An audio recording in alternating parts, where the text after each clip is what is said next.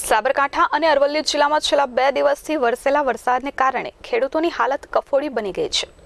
મગફળી કે કપાસ તો ઠીક, પણ ઘાસચારો પણ હાલ તો પશુઓને ખાવા લાયક નથી, જેને લઈ ખેડૂતોને રોવાનો વારો આવ્યો છે। જોઈએ આ એક અહેવાલમાં। સાબરકાંઠા અને અરવલ્લી જિલ્લાના ખેડૂતોની હાલની સ્થિતિ તો દયનીય ભાખી રહી છે, જેના કારણે ખેડૂતોને મોટા પ્રમાણમાં નુકસાન જોવા મળ્યું છે। કપાસ, મગફળી, કઠોળ હોય કે શાકભાજી, તમામ પાકોમાં ખેડૂતોના હાલ બેહાલ થઈ ગયા છે। સાબરકાંઠાના તલોદ, પ્રાંતિજ, હિંમતનગર સહિતના ગ્રામ્ય વિસ્તારોમાં વધુ વરસાદને લઈ ખેડૂતોનો પાક પાણી થઈ ગયો છે। વાત કરીએ મગફળીની તો મગફળીના દાણા અને મગફળી પલળી જવાથી કાળી પડી ગઈ છે, જેમાં ભારે નુકસાન થયું છે। તો તેનો ઘાસચારો પણ બગડી ગયો છે, જેનાથી પશુઓ પણ ખાઈ શકે તેમ નથી। તો માર્કેટમાં વેચવા જાય તો યોગ્ય ભાવ મળી શકે તેમ નથી, જેને લઈ ખેડૂતોની હાલત કફોડી બની ગઈ છે। વરસાદ આવ્યો તો તે મગફળી સારી પાકી હતી, પણ વરસાદ વધારે પડવાથી મગફળી બગડી છે, કાળો દાણો પડી ગયો છે।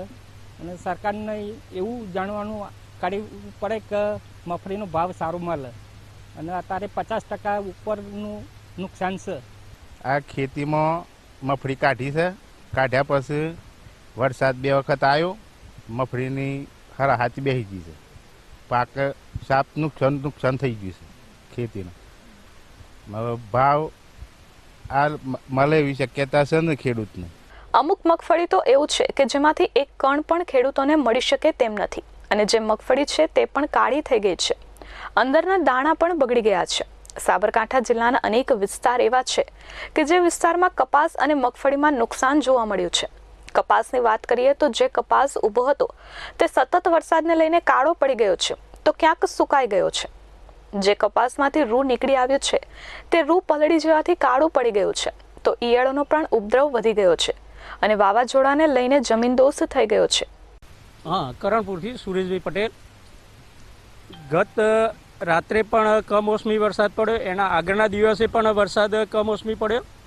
આ વરસાદ પડવાથી મગફળીની અંદર એટલું મોટું નુકસાન છે, 70-80%, કે જે મગફળી કાળી પડી છે અને અંદર દાણા પણ બગડી ગયેલા છે। ઘાસચારો તો બગડી જ ગયો છે, પણ મગફળી પણ બગડેલી છે, અને ડાંગરની અંદર પણ એનો નુકસાની છે, કપાસની અંદર પણ નુકસાની છે।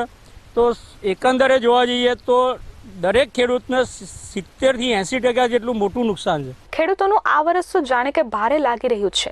જે પણ પાકની ખેતી કરી તે તમામ પાકમાં નુકસાન જોવા મળ્યું છે, અને પાછોતરા વરસાદે તો જાણે કે કહેરરૂપી વરસ્યો હોય અને તમામ પાક નષ્ટ કરી દીધા છે। જો હવે સરકાર આ અંગે કંઈક વિચારે અને ખેડૂતોને ફાયદો કરે તો ચોક્કસ ખેડૂત ફરી ઊભો થઈ શકે તેમ છે। સુહાગ પટેલ, એસ24 ન્યૂઝ, સાબરકાંઠા।